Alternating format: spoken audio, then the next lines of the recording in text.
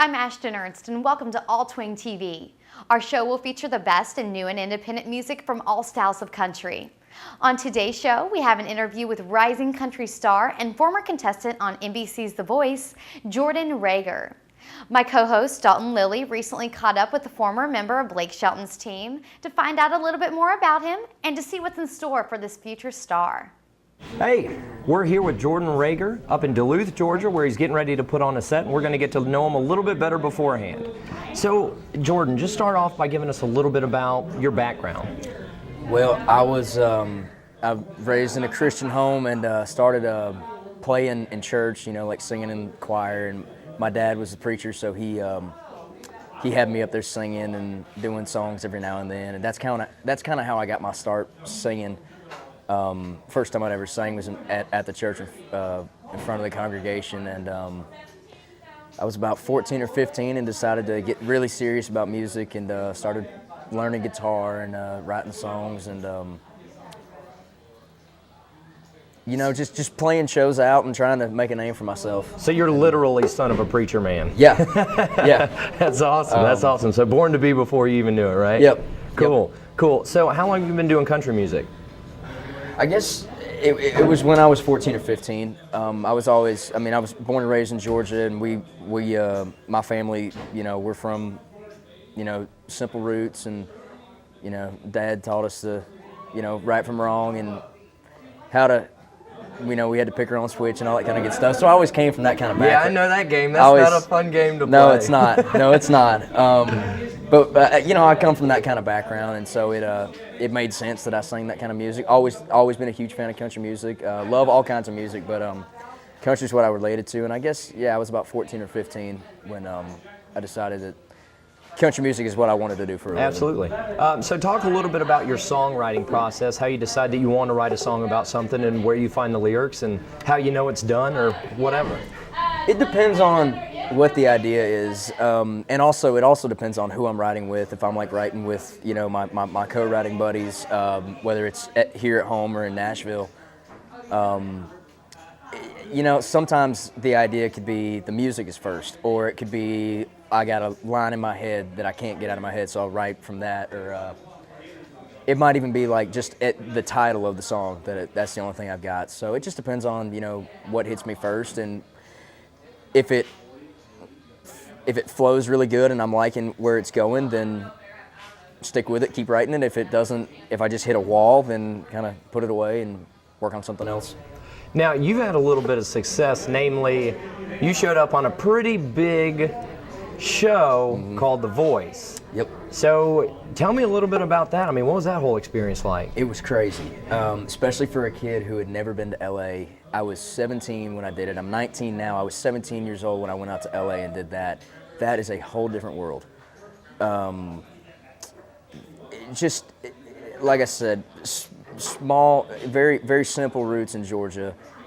Not the smallest town in the world, but not a big town either. Right. We were talking about that, and bit of a culture shock. Absolutely. Then to go from Loganville, Georgia, to LA in a span of 24 hours was definitely weird. And then you spend all that time out there, and people just do things different out there than they do it in Georgia and back home. I won't ask for specifics. I don't. No. But I don't want to make anybody mad. But well, so talk about the audition process. How were you selected for this show? Well, it was really flattering, really.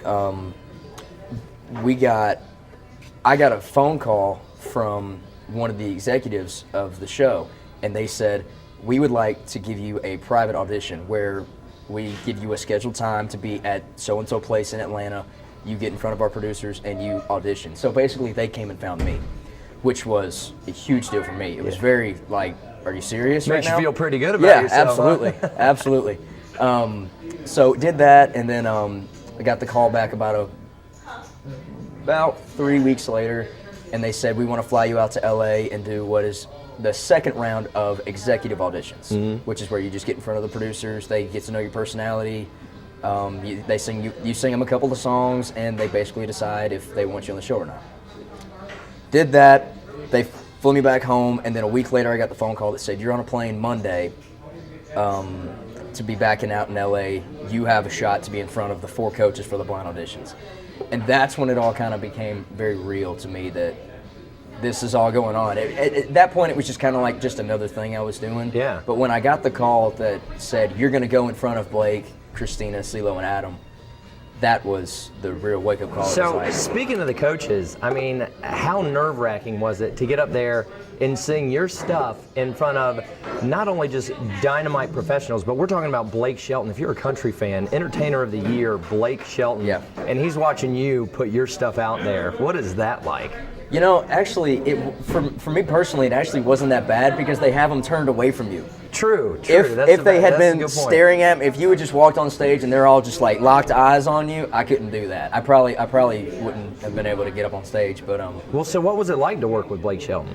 Blake is a really cool guy, really down to earth. Anybody who follows him on Twitter, watches him on the TV show, watches him on The Voice, what you see on there is what you get in real life. He's a really genuine, just great person. The dad everybody wants, right? Exactly, yeah. And he was a great mentor music-wise, too, because Blake is an influence of mine. I'll put it this way, the way that Blake Shelton is with his fans is the way that I want to be with my fans. The way that Blake Shelton, how approachable he is in person is how I want to be with people if I do make it, where he is one day. Absolutely. He's a great role model to how you treat people when you get to that point in your music. Well, did you get to interact with some of the other judges much, or? I met Adam Levine backstage briefly. He's a really cool guy. I did not get to meet CeeLo or Christina. Okay. My guitar player somehow knows CeeLo Green. I think he sold him a car in Kennesaw, Georgia. Okay.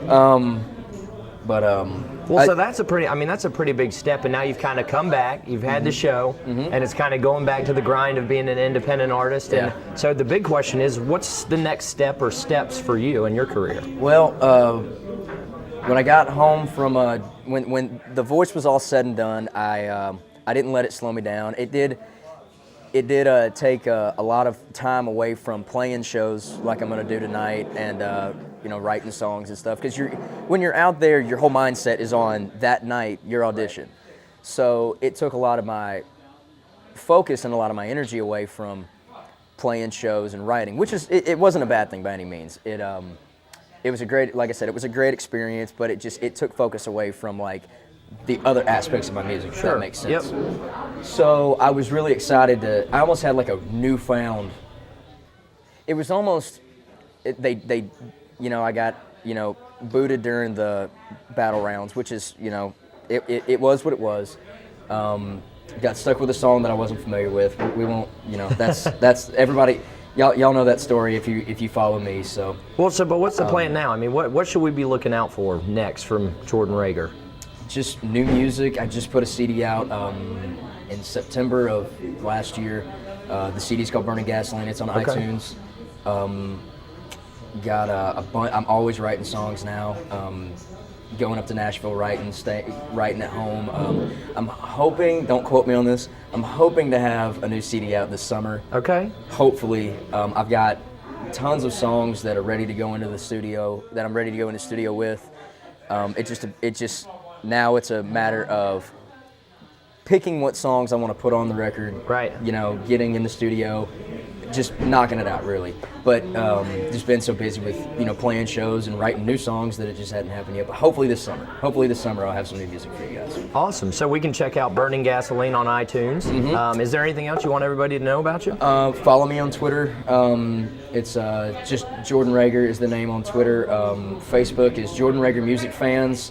Instagram, YouTube, any social media website, I'm probably You're on it. on there, huh? I'm on there. They can find you. If you still have a MySpace, you can check that out. I don't think I'll answer you on that, but yeah, just check me out. That's me. I take care of all of those. The Facebook, Twitter, YouTube, all that kind of stuff. Yeah. That's me on there. So anybody who is sending stuff to that page, I'm the one answering that. So all right, awesome. I love talking to you guys. So we appreciate you talking with us. Thank I you for appreciate you having taking me. the time before your gig, and hopefully all goes well. We're going to check out a few of your songs at least and see if you're as good as we think you are. Well, I hope so. I hope not to disappoint. I don't think you will. I don't think you will. Great job, buddy. Great job. Thanks, Dalton, and thank you so much for watching. Check out our website at alltwingtv.com and be sure to subscribe to our YouTube channel and to follow us on Twitter. We'll leave you now with a song from Jordan Rager on All Twang TV.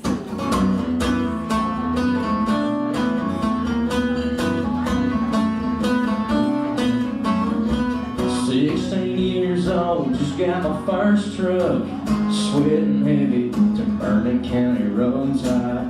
Education took a backseat when her little cut-offs climbed in my front seat. Running on empty, working on no sleep, 'cause I ran with a crowd that trouble always found. My last name, I just can't live it down. There's painted all around this town. The road still lays on the places I've been. I wanna be and all is always hell on wheels. Meant to eat, we were burning up gasoline.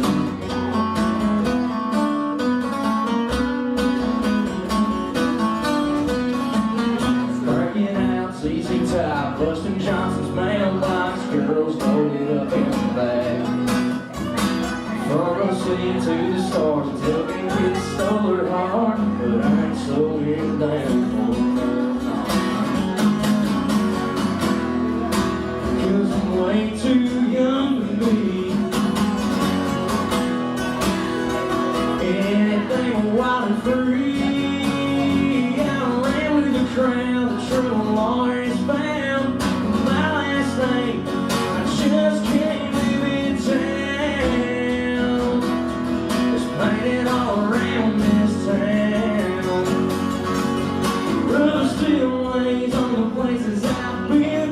I wanna be and all is always hell on wheels. From F to E, we were burning up gasoline.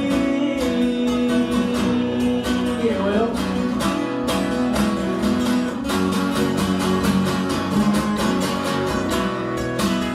tomorrow ain't here today.